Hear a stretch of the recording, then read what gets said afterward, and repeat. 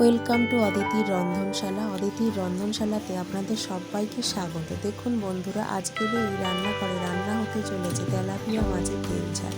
আর এই মাছটি আমাদের পুকুর থেকেই ধরা। কত বড় তেলাপিয়া মাছটি। প্রথমে আমরা এই মাছটাকে কেটে নেব।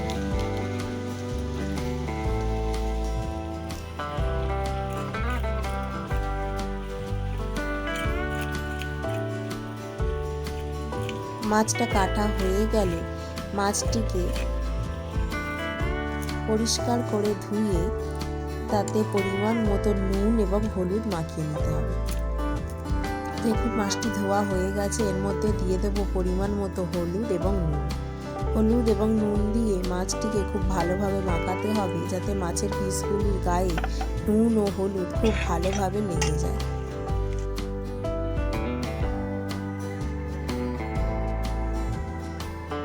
এই তেলাপিয়া মাছের তেল ঝাল করতে যে উপকরণগুলি লাগছে সেগুলি হলো কালো জিরে, নুন, হলুদ, তেল, ধনিয়া পাতা, টমেটো, কাঁচা লঙ্কা, পেঁয়াজ এবং আদা। প্রথমে আমরা পেঁয়াজগুলোকে কেটে নেব।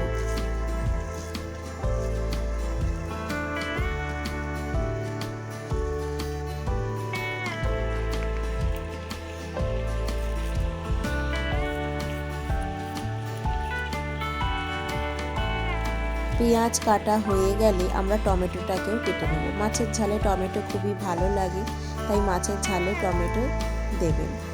টমেটোগুলি কাটা হয়ে এসেছে।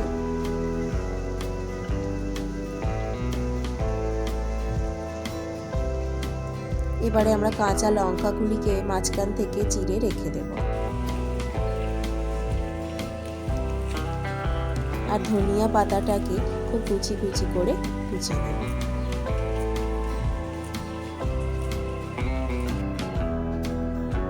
এবং আদাটাকেও কুচে নেব।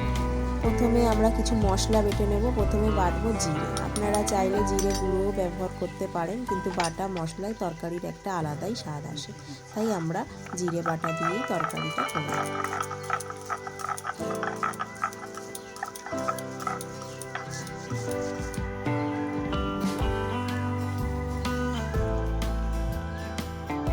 জিরেটা বাটা হয়ে গেলে সেটিকে একটি পাত্রে তুলে রেখে দেব।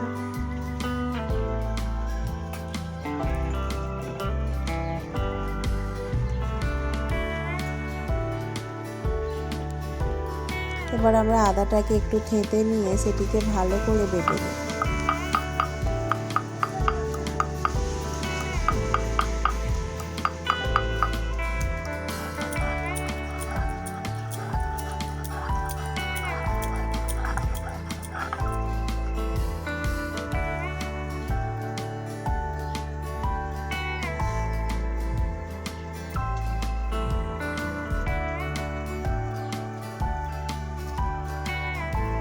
উনুন জ্বালিয়ে তাতে কড়া বসিয়ে দিলাম।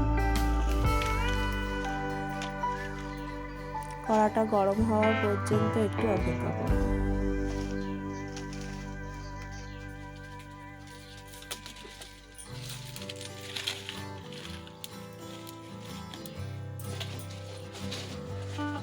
কড়া গরম হয়ে এলে তার মধ্যে দিয়ে দেব সর্ষের তেল। তেলটা গরম হওয়া পর্যন্ত একটু অপেক্ষা করতে হবে। গরম হয়ে গেলে সেটিকে খুন্তি দিয়ে ভালো করে নাড়িয়ে দিতে হবে।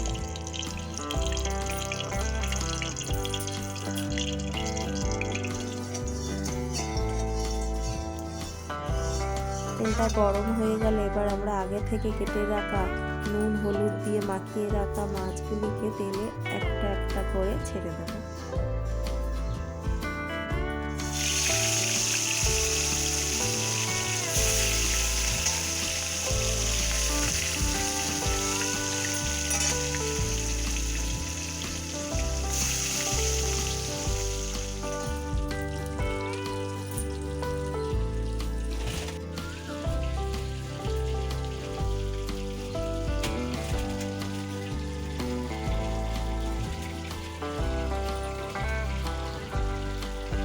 মাছগুলোকে একটু উল্টে পাল্টে ভালো করে ভেজে নিতে হবে।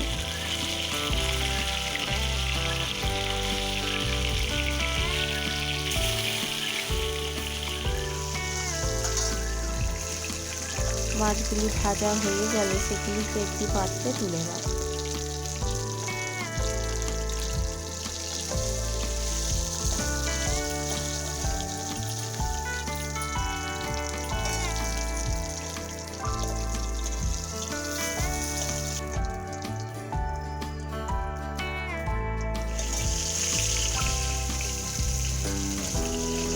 সমস্ত মাছ ভাজা হয়ে গেছে, এবার আমরা ওই তেলেই দিয়ে দেব কালো জিরে।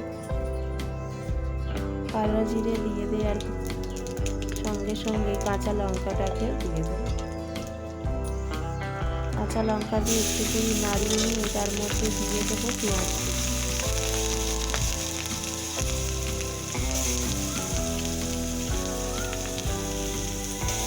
পেঁয়াজ কুচিটা দিয়ে খুন্তি দিয়ে ভালো করে নাড়িয়ে লাল লাল করে পেঁয়াজগুলিকে ভাজতে হবে।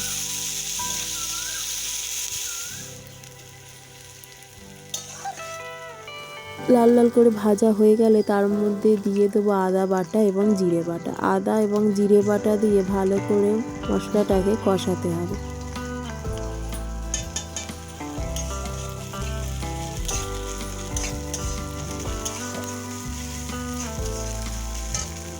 আদা ও জিরের কাঁচা গন্ধটা একটু চলে গেলে তার মধ্যে দিয়ে দেবো হলুদ গুঁড়ো। হলুদ গুঁড়োটা দিয়ে ভালো করে কষিয়ে নিতে হবে যাতে হলুদের কাঁচা গন্ধ না থাকে।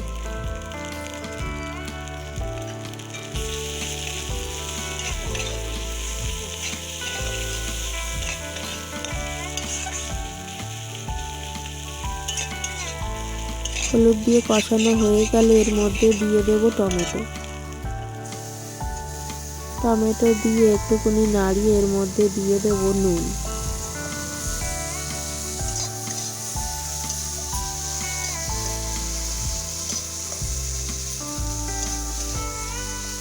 টমেটো দিয়ে একটু ভালো করে কষে নিতে হবে। আর যে মশলা রেখেছিলাম শিল ধোয়া যে জলটা ছিল সেই জলটা এর মধ্যে একটু দিয়ে দেব।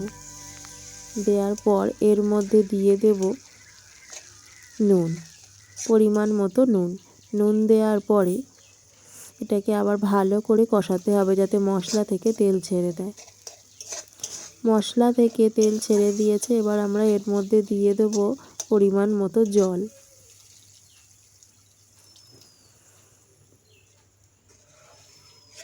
যেহেতু এটি মাছের ঝাল তাই বেশি জল দেওয়ার দরকার নেই, অল্প জল দিলেই হবে।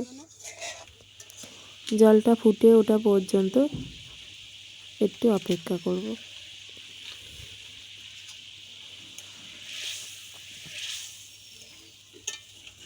তরকারিটা ফুটে গেছে, এবার আমরা তার মধ্যে একে একে মাছের পিসগুলি ছেড়ে দেব।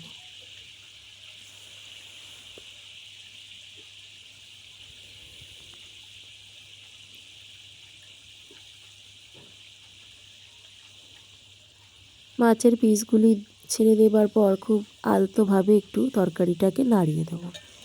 দেখুন তরকারিটা কত সুন্দর লাগছে দেখতে। এবার আমরা তার মধ্যে দিয়ে দেব আগে থেকে কুচিয়ে রাখা ধনিয়া পাতা। ধনিয়া পাতা দিয়ে একটুকুনি নাড়িয়ে নিয়েই তরকারিটাকে নামিয়ে নেব। তাহলে বন্ধুরা দেখতে পেলেন তো কত সহজে তৈরি হয়ে গেল তেলাপিয়া মাছের তেল ঝাল। আপনারাও এইভাবে তরকারিটি করবেন বাড়িতে এবং জানাবেন যে রান্নাটি আপনাদের কেমন লেগেছে। যদি আমার চ্যানেলটি আপনাদের ভালো লেগে থাকে তাহলে ভিডিওটিতে একটু লাইক করবেন, ভিডিওটি শেয়ার করবেন এবং চ্যানেলটাকে সাবস্ক্রাইব করতে ভুলবেন না। আসছি অন্য কোনো রেসিপি নিয়ে, ততক্ষণ ভালো থাকবেন, সুস্থ থাকবেন।